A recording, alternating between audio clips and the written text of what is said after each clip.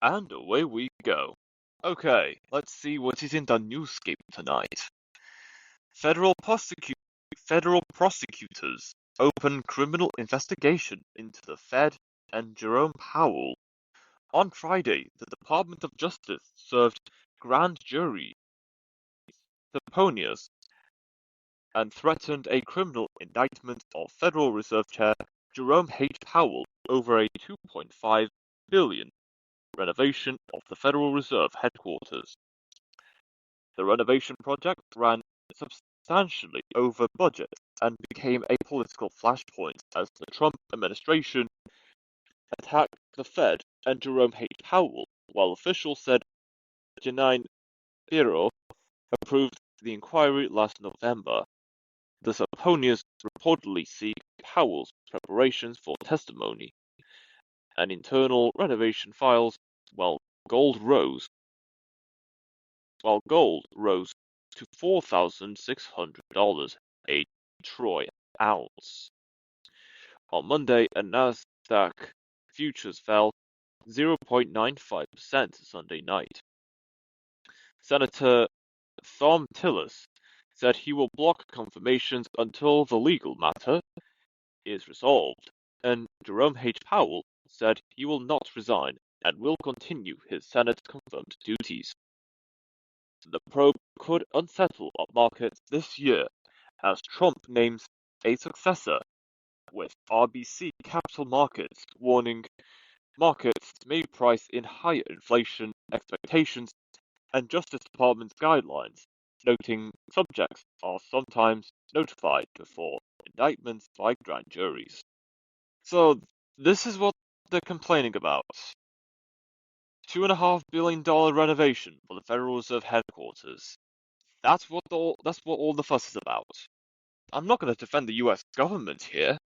There's going to come to a point you have to renovate and update the interior and exterior of buildings, not just government buildings. Any building that is active, it is functioning, and it serves a purpose in our day-to-day lives, whether it be our local communities, the economy, and a third thing, and so on. Well, of course, $2.5 billion is a lot of money for most people, but the U.S. government, that's literally pennies. Just let's see how this goes. In my opinion, I think this is just. I think there's just some people. They're just overreacting because why are you putting that much money into renovating a headquarters? Which again, maybe a lot of money to most people, but who's to say? Actually, how are we supposed to know? What do we know about renovating government buildings or renovating any building for that matter? We don't know what the purpose of renovating is. Is it to update the equipment?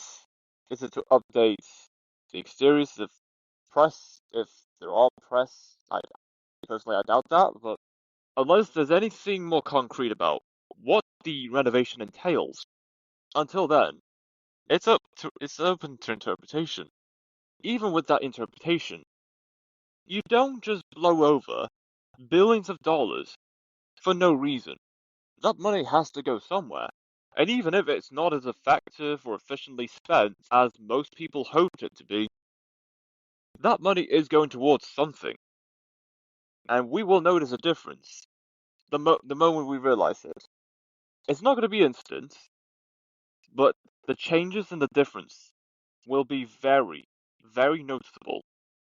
You can't just blow over billions of dollars, pounds, yen, yuan, or whatever currency for nothing and expect nothing to change from that. Something has to happen after putting so much money into something. Yeah. Well, I will say I understand the skepticism about what the renovation entails. Fair enough. But even if there is clarification on what the renovation entails, some people are just trying to upsell, over dramatize the situation, saying, "Oh, this is bad. We shouldn't be doing this." Well, you may have a point, but what's the purpose of the renovation? I'll just leave it at that. Former UK government minister Zahawi defects to reform from Conservatives. On Monday, former Chancellor and Conservative MP Nadhim Zahawi defected to Reform UK in a speech live-streamed online by Nigel Farage. The controversy stems from Nadhim Zahawi reaching a $5 million tax settlement with HMRC while Chancellor, and he was sacked as Tory party chairman after an ethics inquiry found a serious breach of the ministerial code, Prime Minister Rishi Sunak said. In central London, Zahawi told supporters, "I know this may come as a surprise to my old party and to many Westminster watchers, and it certainly won't come as a shock to the tens of millions of hard-working, patriotic, decent people coming up and down our wonderful United Kingdom from the Highlands of Scotland to the bottom of Cornwall, from rural Wales to the beating heart of London. We can all see that our beautiful, ancient, kind, magical island story has reached a dark and dangerous chapter, praising Farage and declaring Britain needs Reform UK. The move delivers a huge blow to Tory leader Kemi Badenoch and marks the biggest scalp for Nigel Farage, boosting Reform UK's profile. Given his ministerial background, Nadhim Zahawi served under Theresa May, Boris Johnson, Liz Truss, and Rishi Sunak, was Chancellor for 2 months and stood down ahead of the 2024 election. I mean, if people are thrilled by it, then okay, I'll let you have your moment. Now, to anyone that pays attention to what goes on in the UK, surely it comes as no surprise that, regardless of what pollster you're looking at about what the results might be from the next UK general election, Reform is going to have the highest vote share and the most seats. Whether or not Reform UK gets a majority from that general election in 2029 at the latest, that's a coin toss.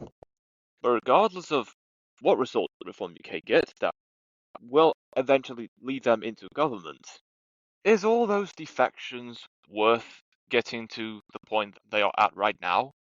Because even when there's people that argues that Reform UK is a party that leans more to the right than the Conservatives, there are few people that used to support reform.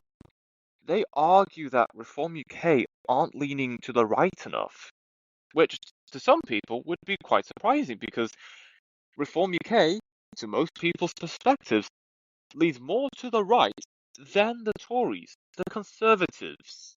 How could there be a political party that leans more to the right than Reform UK? And the answer is two parties, although may not be getting enough. Actually, no. Actually, may not be getting much media attention. They do exist. And those parties are Advantage UK, led by Ban Habib, and the Homeland Party. Those are the two parties that lean more to the right than Reform UK. A party that most people believe is the most right-leaning party that there is in the UK. And that's not to mention UKIP, especially since Farage left that party years ago. But I digress.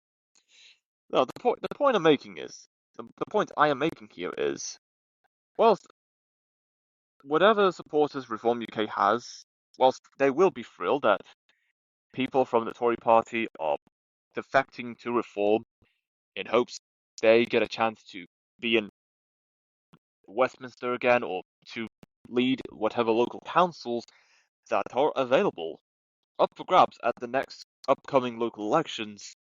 If at the rate I'm seeing all of these defections, there will be people that will argue that whatever substance that Reform UK has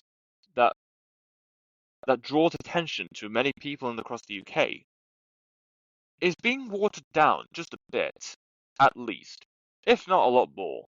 Of course, Reform UK are still going to be winning local by-elections, and at the next local election in the summer, surely they will win a lot more seats from Labour, the Tories, maybe even the Lib Dems and the Greens, of all people. The rise of Reform UK is inevitable, and whilst there are going to be some people that used to support Reform UK saying, these people aren't it, they're not going to govern efficiently. Those people would likely be supporting a smaller political party that would lean more to the right than Reform UK currently is at right now. That's all I know, and that's what I've seen. So back to Nadhim Zahawi. Now, I'm not saying he's going to make any. I'm not saying he'll make so much of a difference to reform. Probably not.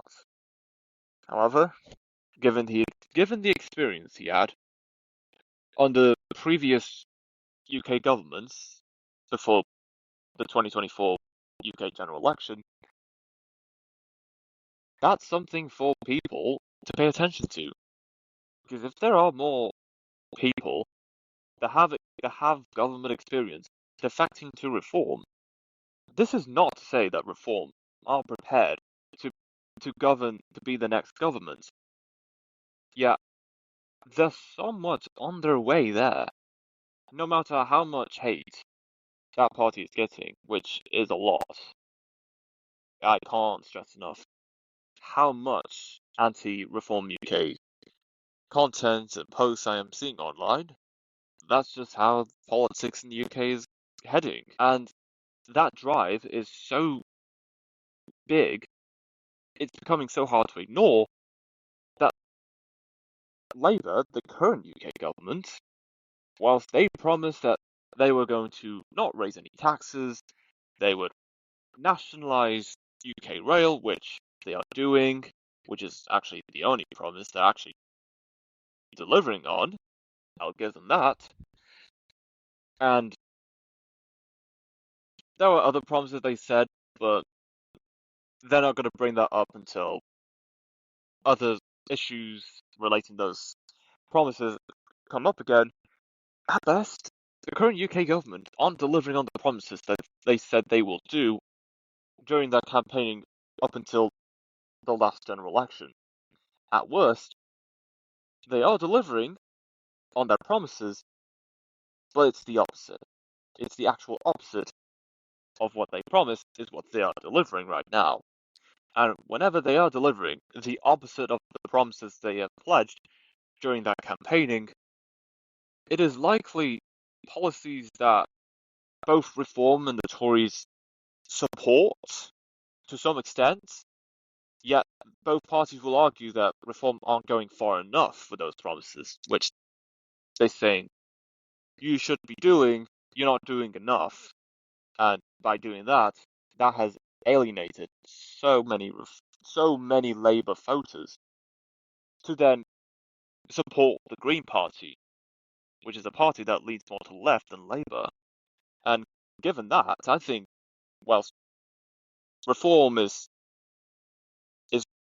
said and done, regardless, in the next few years, I think the Green Party does have a chance to gain a handful of local council seats for the upcoming local elections in the summer, and also have an increase in seats in Westminster at the next UK general election. Ever since Polanski became the leader of the Green Party, I'm hearing so much about the Greens. Membership for the Green Party has doubled since he became leader. The Green Party has won a couple of local by-elections since he became leader. And if you look at any polls about voting intentions amongst UK parties for the upcoming general election, the percentage for the Green Party has risen significantly, to the point they're even overtaking the Lib Dems in some polls. Whilst the Lib Dems are still winning handful of local council seats and even winning control of entire councils, just like Reform did in the last local elections, it's for the most part on Lib Dems' part of just holding on to seats and gaining seats. It's just average. It's not too bad, it's just not that exciting either. So, yeah, that's all I have to say and my perspective on things. What happens from here? We'll just have to wait and find out. And whilst people thinking, is this over? Is this as high as Reform UK will ever get? Oh no. This is only the beginning. This is only the beginning. I don't think anyone's ready for what is yet to come. Not just with the upcoming local election in May 2026, but also whatever local by-elections happens after that.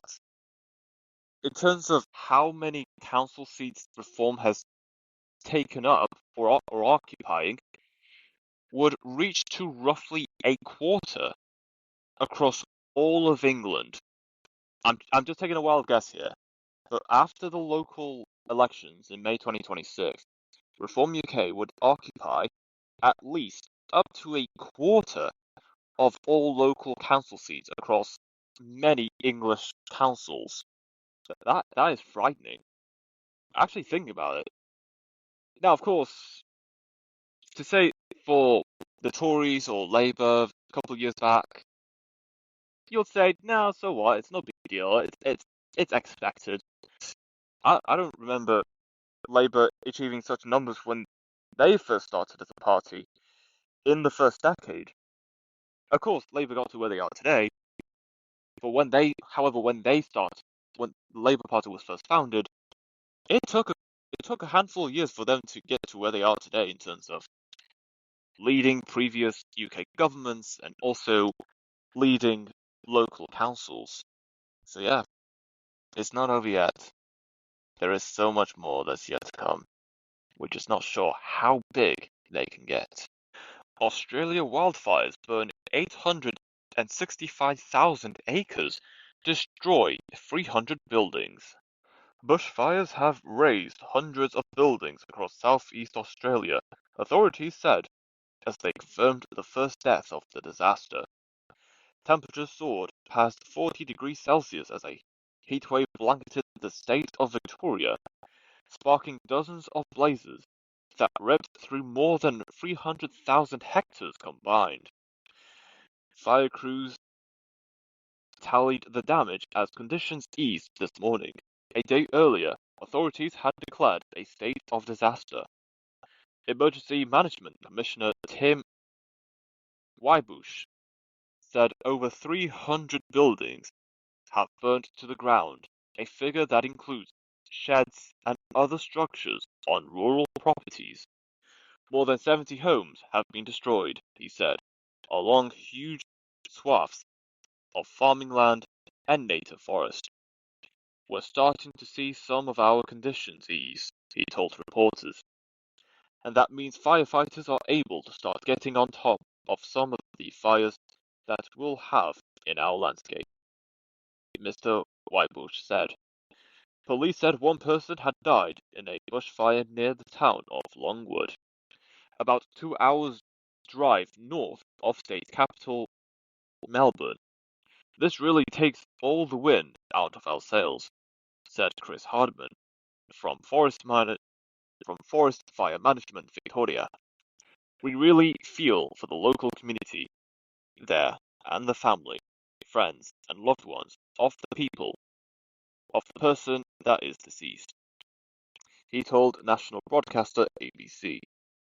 Photos taken this week showed the night sky glowing orange as the fire near Longwood tore through bushland. There were embers falling everywhere.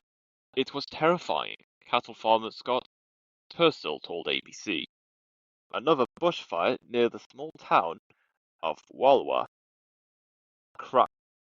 crackled with lightning as it radiated enough heat to form a localized thunderstorm. Hundreds of firefighters from across Australia have been called in to help. Australian Prime Minister Anthony Albanese said he was talking with Canada and the United States for possible extra assistance. Millions have this week sweltered through a heatwave blanketed much of Australia. High temperatures and dry winds combined to form some of the most dangerous bushfire conditions since the Black Summer blazes. The Black Summer bushfires raged across Australia's eastern seaboard from late 2019 to early 2020, razing millions of hectares, destroying thousands of homes and blanketing cities in noxious smoke. Australia's climate has warmed by an average of 1.51 degrees Celsius since 1910. Researchers have found fueling increasingly frequent extreme weather patterns over both land and sea. Australia remains one of the world's largest producers and exporters of gas and coal, two key fossil fuels blamed for global heating. Well, firstly, it has to be said, rest in peace to the poor individual who has lost their life to this very unfortunate bushfire in Australia. And I send my condolences to their friends and family. As much as a normality it is in Australia, especially at this time of year, as of this recording, that there will be wildfires, and there's going to be dry climates and strong winds all over Australia. It's unfortunate that people in Australia go through that. And a few years ago, I have seen that there are experts that are tackling very dry, arid conditions by helping plants build endurance to such harsh conditions. In my opinion, I don't think that's enough.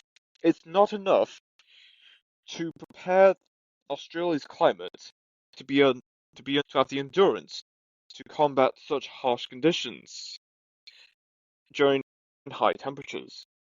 If it's going to be dry in Australia in the summer months, I would say,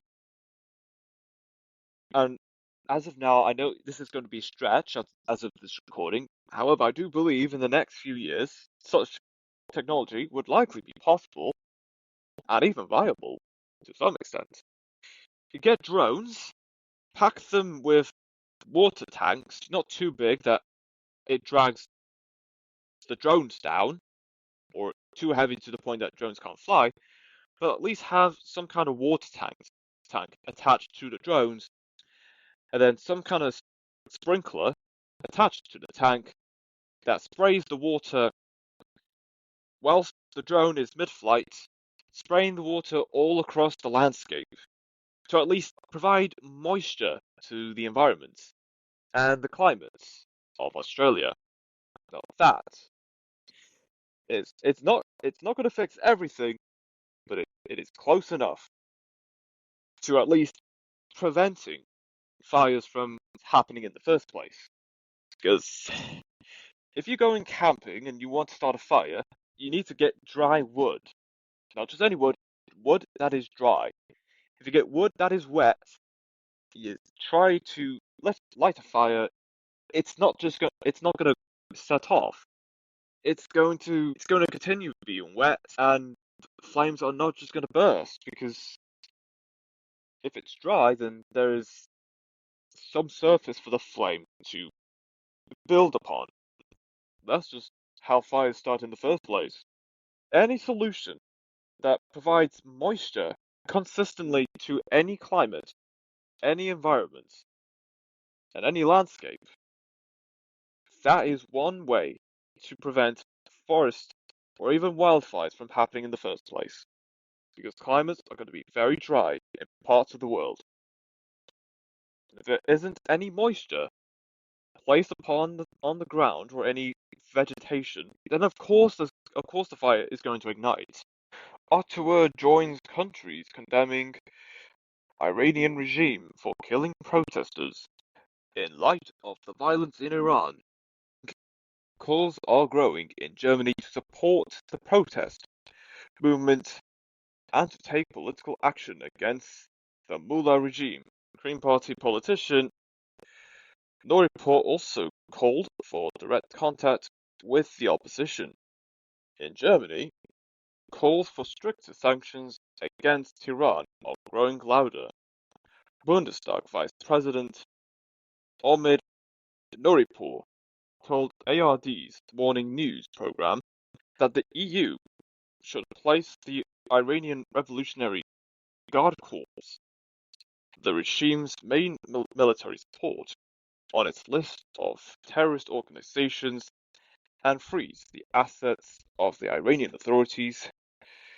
The Green Party politician, who himself comes from Iran, also called on the German government to establish direct contact with representatives of the Iranian opposition and civil society. As questions mount about the stability of the Iranian regime, Canada has condemned Iran from killing and arresting citizens protesting the government and the high cost of living. In a joint statement issued with Australia and the European Union on Friday, Foreign Affairs Minister Anita Anand praised the bravery of peaceful protesters and attacked Iran's use of lethal force. The statement noted that at least 40 people had died at the hands of Iran's security forces. Though activists believe the number of deaths is more than 10 times higher. Prime Minister Mark Carney posted Friday that these reports are profoundly concerning and urged Iran to allow for freedom of expression and peaceful assembly. Conservative MPs and groups supporting Israel have been posting frequently about the protests and have suggested the Islamic Republic, established in 1979, is on the brink of collapse. Canada cut diplomatic ties with Iran in 2012, and Ottawa issued a terrorism designation in 2024 for a branch of Iran's army, the Islamic Revolutionary Guard Corps. Now, whilst I have already said this, I'll say it again anyway. Rest in peace to the Iranian lives that have been lost ever since protests against the government has begun. I send condolences to their friends and family. And to everyone that's watching this story. As it goes, it's not often you see so many people coming together, one by one, even with stark differences in their views, perspectives, and so on. Yet, they will say, we're not liking what's going on in Iran, we stand against it, and we'll do what we can to support the protesters in Iran. And you know what? I'll give them that. Hopefully, what happens in Iran, conditions will improve as the weeks go by. Brighter days will come eventually. You just got to keep going. Because eventually we will reach the end of the tunnel. And only then we will see a new chapter open in our lives. Google, Apple enter into multi-year AI deal for Gemini models. On January 12, 2026, Apple Inc. and Alphabet Inc. confirmed a multi-year deal, making Google's Gemini AI models the foundation for Apple Foundation models, powering Apple Intelligence and Siri. Following months of internal development, Apple and Google wrote, after careful evaluation, we determined that Google's technology provides the most capable foundation for Apple Foundation models, reports indicate. Reports say Gemini will run on Apple private cloud compute to keep user data separate from Google's infrastructure. Terms weren't disclosed, and the deal is non-exclusive, with reported $1 billion per year. The news of the deal helped push Alphabet Inc. above $4 trillion during trading on January 12, 2026, while the partnership expands Google's reach to more than 2 billion devices.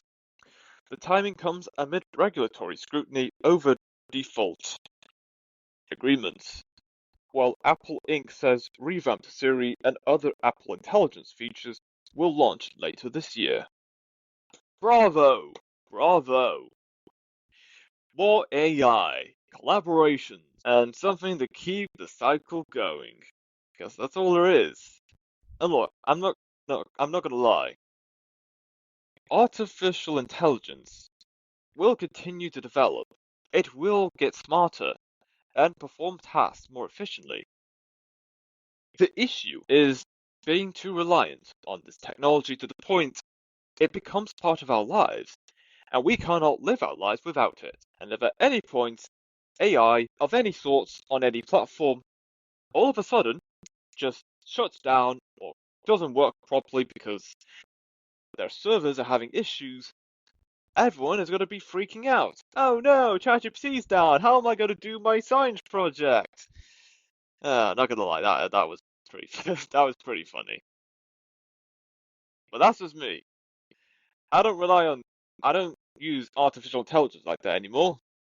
And if I ever do at any point, I only do it if absolutely necessary, which is very rare because I don't think too much. So Apple and Google, that's very the two of the largest companies in the world.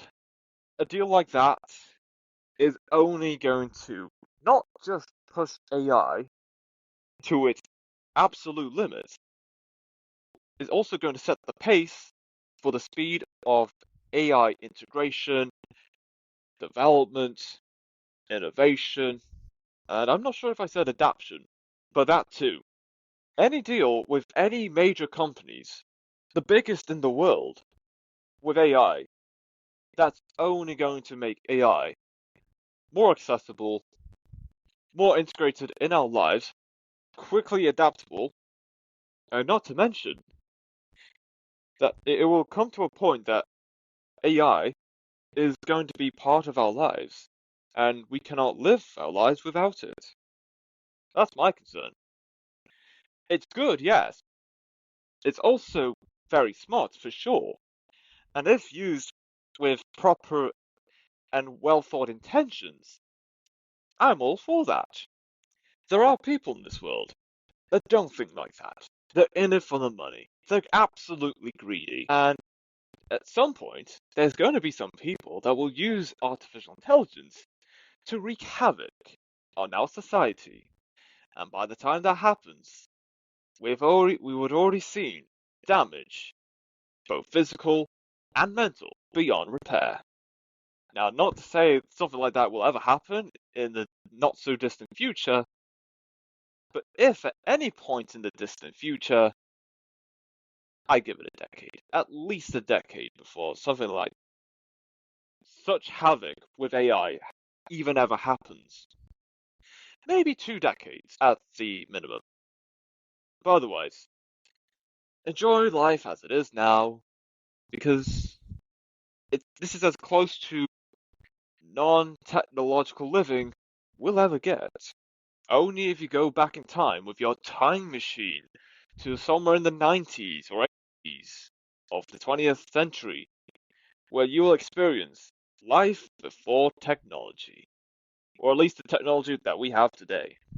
Nikki Glasser takes swings at CBS, and Leo goes gentle on Julia in Golden Globes monologue.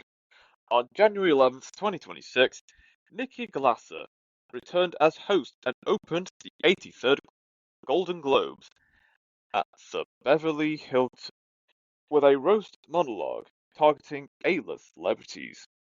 Rehired after strong reviews, Nikki Glasser is a two-time host and the first woman to host the Golden Globes solo, walking out to Taylor Swift style and raising the stakes from last year. Glasser targeted Leonardo DiCaprio, 51, noting he won 3 Golden Globes and an Oscar before his girlfriend turned 30. Teased Timothée Chalamet's ping pong muscle and joked Sean Penn does cocaine in needy places. The room ate it up, with celebrities laughing and the audience loosening by the first award announced by Amanda Seyfried and Jennifer Gardner, despite CBS News producing the show. Previously, she said last year she was paid less than a past male host, called hosting the Golden Globes the most fun this year, and joked some attendees might be in the Epstein files. It's expected. The minimum, but it is expected. So, the Golden Globes. I was scrolling through Instagram. I saw on my following section, looking at all the accounts I ever follow. Every post was all about the Golden Globes. I'm not complaining. It's just wow. That's a lot of Golden Globes content. I'll give it that. Now, of course, whilst award shows like the Golden Globes, the Emmys, and Oscars, it's not high on my radar. I do at least look into the celebrities and the movies and shows and other stuff that these awards have for nominations, just to not just to stay in the loop of the industry, but also to understand where the next few years will take us in terms of pop culture and the celebrities that we look up to this day. Yeah, that's all I have to say on that. That's life, you know? You want entertainment? Here's a couple new movies and shows featuring these celebrities you may remember from another show or movie that you may or may not like. But I know you'll like it this one. But I know you'll certainly like this one because we are the ones who made it. Again, that's just my 2 cents on the thing. And a second part. OpenAI and SoftBank Group announced plans to invest $1 billion in SB Energy as part of a strategic partnership to support OpenAI's artificial intelligence infrastructure build-out.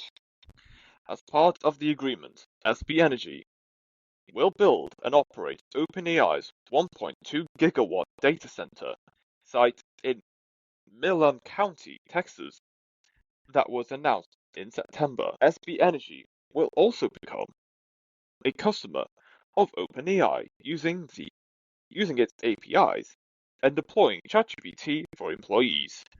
And again, I'll have to say, what's with the bleeding data centers? Why does artificial intelligence need that much energy and that much data to just provide an answer to a simple question? Where do babies come from? Uh, is the government really against me? Oh, we're not going to answer that one. That's for sure. That's what they'll say. Or maybe, how do I start my own business and make $1 million a year? You know, simple question that ever comes to our mind that we would usually ask Google for, but of course, the rest is history. Again, I don't get why artificial intelligence need so many data centers to operate. What would happen if these data centers just go offline or they just stop working all of a sudden? What results would these artificial intelligence chatbots produce? Would their response be as good at a third capacity power as opposed to full capacity power? If not, then there's a reliance problem. I don't hear complaints about Chinese chatbots, not that I'm giving China any credit for anything. Yet, when I looked into AI chatbots based in China, all I'm hearing is do this, do that. This chatbot's going to introduce these features, and yeah, that's about it. Not once, from what I've seen, had they ever even mentioned about building data centers to operate their own chatbots. And even if there are centers for data that's even been built, and those chatbots based in China can do the task well, just as good, if not better, than other AI chatbots, then what does that say about artificial intelligence as a whole, does AI need all those data centers to operate? Or is it all just for manpower or for glamour? If it's possible not to have so many data centers, I would minimize the amount of data centers that's being built.